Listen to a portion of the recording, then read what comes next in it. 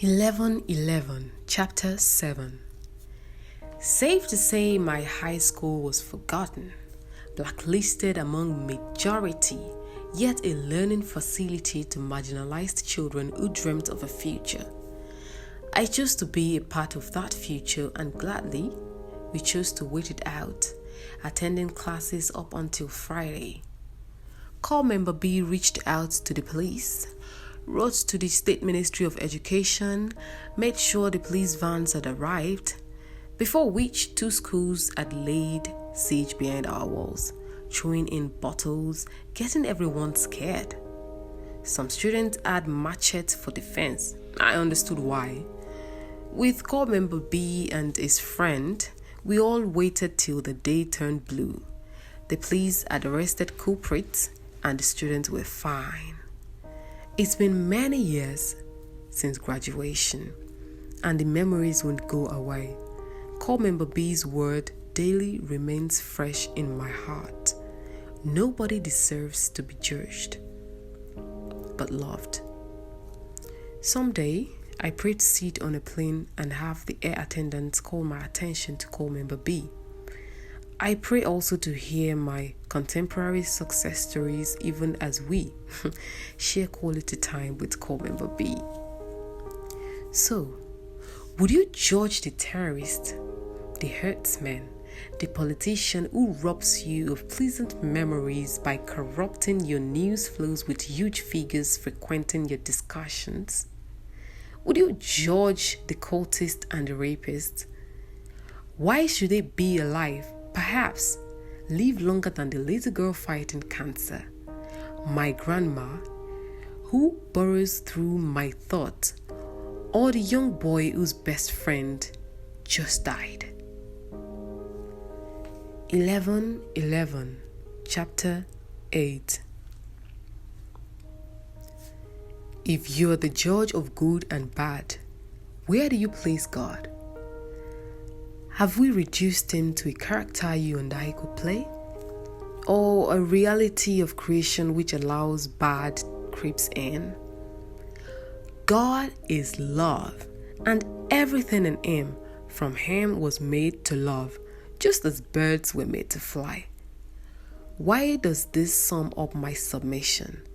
Having had a sibling shot down like a dog put to sleep in presence of my retired parents, leaving them traumatized as memories of a smoking skull at the center of their sitting room, perhaps the guilt of their 400 level undergraduate daughter almost losing an eye, her marked face continuously brushing their heart, is a reason enough to hate. But still, for love I rise. 11:11, my family would not forget. However ironic it's become today, my passion for the rehabilitation and judicial defense of juveniles for the honor of Effiong Sid's life has transformed lives of those you could conveniently refer to as criminals. You just met Anna Ibet. Her seeming calm blows a lasting chill at me for the entire time spent with her. It was a Friday. As usual, there were no classes. Same with my sibling, Effiong Sid. 11:11 wasn't the day for school. Effiong Sid was an SS2 student of another government-owned secondary school where his calmness was intimidating to a Don. The particular Don had issues with him, most especially when it came to the ladies. Effiong Sid, on the other hand, didn't find the ladies attractive. Not that he wasn't heterosexual, but for mother who had warned about distractions and the pursuit of a greater level of education hinged on character just like mine. This, the ladies didn't understand.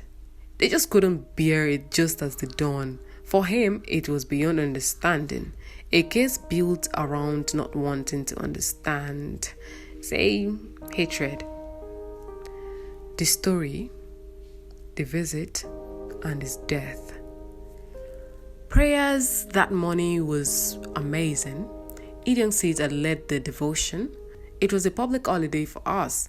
Everyone was laid back until 10 a.m. when we had bangs on the doors. Effiong Sid was in his room. Father and mother got their chatter on in the living room as the news had its turn on CNN. "Open this door, I go break am." Voices in thick native accent left us in thoughts when the door covers finally gave way. Those voices wore school uniforms. They were students. 4 of them bore machetes and a gun. 2 more were mounted by the main gate. They had scaled the fence, ready, violence hungry, and drenched with liquor scent. Effiong said shouldn't have come out that soon. I sometimes wonder why he stayed home that day as opposed to traveling. I learned if he did, our lives would have played substitute. Effiong said's appearance was provoked by an inappropriate bang at the door. Hence, the unexpected bang to his head. "Drag am here. Now you be fine boy, abi? So all them girls, where them dey? Even my sister, they ask you out, you no gree. You tell am say na school you come. Go school forever now." Fear mixed up with shock and blood on Effiong Said's face. Irregular information processing Effiong Said had his hand twisted backward, gesturing a shield for his parents before he engaged in a conversation, which did him no good. They had visited with a plan. Effiong Said's plea of dating the Don's sister fell to the wind. Same wind that re-echoed the gunshot. Same wind that allowed the swift swing of his machete to my face. Adrenaline pushed for the defense of my late brother. It was a Black Friday. Excruciating heartbreak today, knowing the government was aware of this date and did nothing. As it has been repeated for years, I didn't do anything about it. So, the menace did something.